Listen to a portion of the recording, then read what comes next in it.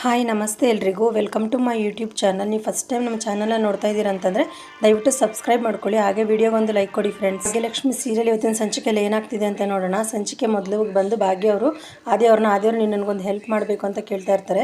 ಅದಕ್ಕೆ ಆದಿ ಅವರು ಹೇಳಿ ಭಾಗ್ಯ ಏನಂತ ಹೇಳಿ ಅಂತಾರೆ, ನೀವು ನಿಮ್ಮ ಬಟ್ಟೆನೆಲ್ಲ ತೊಗೊಂಡು ನಿಮ್ಮ ಮನೆ ನೀವು ಹೋಗ್ಬಿಡಿ ಅಂತ ಹೇಳ್ತಾರೆ. ಅದಕ್ಕೆ ಆದಿಯವರು ಯಾಕೆ ಏನಾಯಿತು ಅಂತ ಕೇಳ್ತಾ ಇರ್ತಾರೆ. ನಾನು ಪರ್ಫಾರ್ಮೆನ್ಸ್ ಚೆನ್ನಾಗಿ ಮಾಡ್ತಾಯಿದ್ದೀನಿ ಅಂತ ಹೇಳ್ಬಿಟ್ಟು ಇದ್ರಲ್ಲಿ ನಾನೇ ಗೆಲ್ತೀನಿ ಅಂತ ಹೇಳ್ಬಿಟ್ಟು ಮನೆಗೆ ಹೋಗೋಕೆ ಹೇಳ್ತಾ ಇದ್ದೀರಾ ಅಂತ ಹೇಳ್ತಾರೆ. ಇಲ್ಲ ಆದಿಯವರೇ, ಅದಕ್ಕಲ್ಲ, ಪೂಜಾ ಮತ್ತು ಕಿಶನ್ ಇಬ್ಬರು ಕೂಡ ಹೊರಗಡೆ ಹೋಗ್ಬೇಕಂತ ಹೇಳ್ಬಿಟ್ಟು ಪ್ಲ್ಯಾನ್ ಮಾಡ್ಕೊಂಡಿದ್ದಾರೆ ಅಂತಾರೆ. ಅವ್ರು ಹೊರಗಡೆ ಹೋಗೋದಕ್ಕೂ ನಾನು ಮನೆಗೆ ಹೋಗೋದಕ್ಕೂ ಏನು ಸಂಬಂಧ ಇದೆ ಭಾಗ್ಯ ಅಂತ ಕೇಳ್ತಾ ಇರ್ತಾರೆ. ಅಯ್ಯೋ ಆದಿಯವ್ರಿಗೆ ಬಂದು ನಾನು ಹೇಳಲಿಲ್ಲ ಅಂತಂದರೆ ಏನೂ ಗೊತ್ತಾಗೋದಿಲ್ಲ ಅಂತ ಹೇಳ್ಬಿಟ್ಟು, ಇಲ್ಲ ಆದಿಯವರೇ, ಅವರಿಬ್ಬರೂ ಹನಿಮೂನ್ಗೆ ಹೋಗ್ಬೇಕಂತ ಹೇಳ್ಬಿಟ್ಟು ಪ್ಲ್ಯಾನ್ ಮಾಡ್ಕೊಂಡಿದ್ರು, ಆದರೆ ನೀವು ಇಲ್ಲ ಅಂತ ಹೇಳ್ಬಿಟ್ಟು ಅದನ್ನು ಪೋಸ್ಟ್ಪೋನ್ ಮಾಡ್ಕೊಂಡಿದ್ದಾರೆ ಅವರು ಅಂತ ಹೇಳ್ತಾರೆ.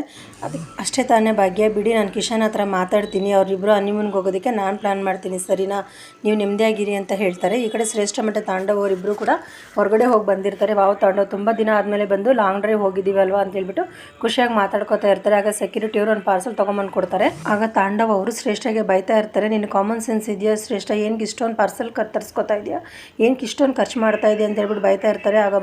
ಆಗ ಶ್ರೇಷ್ಠ ಅವರು, ನಾನು ಸಂಪಾದನೆ ಮಾಡ್ತಾ ಇದ್ದೀನಿ, ನಾನು ಖರ್ಚು ಮಾಡ್ತೀನಿ ತಾಂಡವ್, ನೀನೇನಕ್ಕೆ ನನಗೆ ಕ್ವಶನ್ ಮಾಡ್ತೀಯ ಅಂತ ಬೈತಾ ಇರ್ತಾರೆ. ಅದರಲ್ಲೂ ಒಬ್ಬ ಸೆಕ್ಯೂರಿಟಿ ಮುಂದೆ ಬಂದು ನೀನು ನನಗೆ ಅವಮಾನ ಮಾಡ್ತೀಯ, ಅಷ್ಟು ಕೂಡ ನಿನಗೆ ಸೆನ್ಸ್ ಇಲ್ವಾ ಅಂತ ಹೇಳ್ಬಿಟ್ಟು ಬೈತಾಳೆ. ನೀನು ನನಗೆ ಇದನ್ನೆಲ್ಲ ಏನು ಕೇಳಬೇಡ ತಾಂಡವ ಅಂತ ಹೇಳ್ಬಿಟ್ಟು ಬೈದ್ಬಿಟ್ಟು ಅಲ್ಲಿಂದ ಹೊರಟೋಗ್ಬಿಡ್ತಾರೆ. ಈ ಕಡೆ ಆದಿಯವರು ಮಲಗಿರ್ತಾರೆ, ಬೆಳಗಾಗಿರುತ್ತೆ. ಹೊರಗಡೆ ಬಂದು ತರಕಾರಿ ಮಾರೋರು ಸೌಂಡ್ ತುಂಬ ಕೇಳಿಸ್ತಾ ಇರುತ್ತೆ. ಆದಿಯವ್ರಿಗೆ ನಿದ್ದೆಗೆ ತುಂಬ ಡಿಸ್ಟರ್ಬ್ ಆಗ್ತಾ ಇರುತ್ತೆ. ತಕ್ಷಣ ಅವ್ರು ಎದ್ದು ಕೂತ್ಕೋತಾರೆ. ನಾನು ಮನೇಲೇ ಇದ್ದೀನಿ, ಈ ಸೌಂಡ್ ಕೇಳಿ ಎಲ್ಲೋ ಮಾರ್ಕೆಟ್ನಲ್ಲಿ ಇದ್ದೀನಿ ಅನ್ನೋ ಥರ ಫೀಲ್ ಆಯ್ತು ಅಂತ ಅನ್ಕೋತಾ ಇರ್ತಾರೆ. ಎದ್ದೋಳಕ್ಕೆ ಹೋಗ್ತಾರೆ. ಈಗ ಮೈಕೈಯೆಲ್ಲ ತುಂಬ ಪೇಯ್ನ್ ಆಗ್ತಾ ಇರುತ್ತೆ ಅವ್ರಿಗೆ.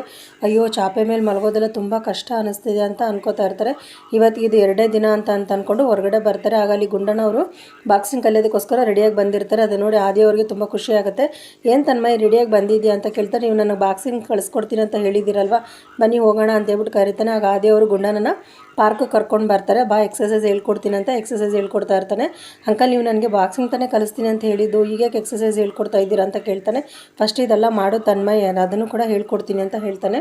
ಎಕ್ಸಸೈಸ್ ಮುಗಿಸ್ಬಿಟ್ಟು ಮನೆಗೆ ಹೋದ್ಮೇಲೆ ಆದಿಯವರು ಮನೆ ಕೆಲಸ ಎಲ್ಲ ಮುಗಿಸ್ಬಿಟ್ಟು ಆಫೀಸ್ ಕೆಲಸಕ್ಕೆಲ್ಲ ಮುಗಿಸ್ಬಿಟ್ಟು ಟಿಫನ್ ಕಡೆ ಅವ್ರು ಗಮನನೇ ಕೊಟ್ಟಿರೋದಿಲ್ಲ. ಸರಿ ಹೋಗಿ ಊಟ ಮಾಡೋಣ ಅಂತ ಹೇಳ್ಬಿಟ್ಟು ಹೊರಡ್ತಾರೆ. ಹೇಗಿದ್ರು ಬೆಳಗ್ಗೆ ಟಿಫನ್ ಮಾಡಿಲ್ಲ, ಅದರಿಂದ 50 ರೂಪಾಯಿ ಉಳಿದಿದೆ.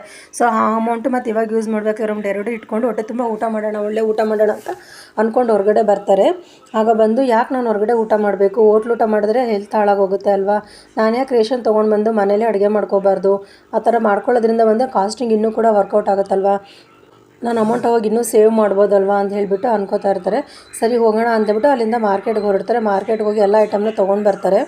ಅಲ್ಲಿಗೆ ಇವತ್ತಿನ ಸಂಚಿಕೆ ಮುಕ್ತಾಯ ಆಗುತ್ತೆ ಫ್ರೆಂಡ್ಸ್.